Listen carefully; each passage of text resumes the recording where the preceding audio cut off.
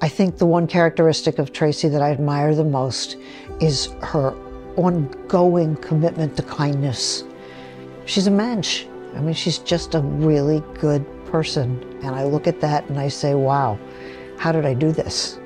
Tracie is always not just giving and caring, but thoughtful about what that giving and caring means. I find everything inspiring about Tracie. Honestly, Tracie makes me want to be a better person. When it comes to Tracie's focus on justice, particularly for people of color within the Jewish community, she has been someone who has been a champion. Tracie has been just such a phenomenal ally and co-conspirator and dear friend and deep partner in the work of advancing racial and social justice.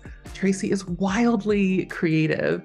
In those early days, right after Freddie Gray was murdered, I felt a deep helplessness. I had this sense that it took some sort of special skills. I can remember saying to people, what can I do? I'm just an administrator at a nonprofit, as if that were an excuse to not take action. And JUFJ was a place that really showed me that the movement needs administrators.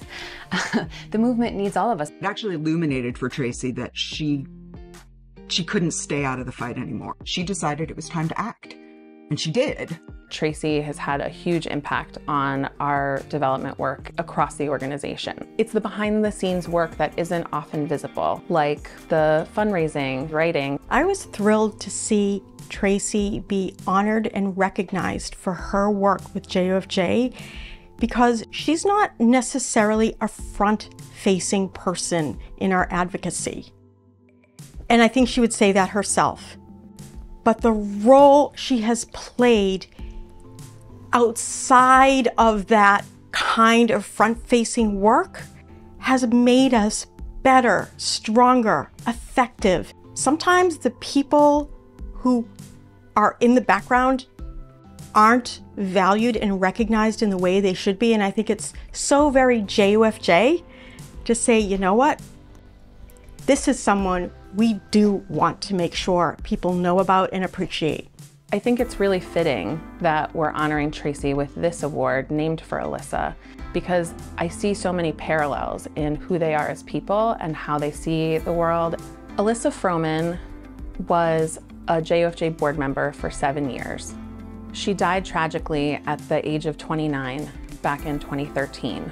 And we honor her memory and her legacy annually. Each of them embodied it differently, but both Elissa and Tracie are leaders who were committed to lifelong spiritual evolution and lifelong and profoundly engaged and continually evolving, inspired social justice leadership.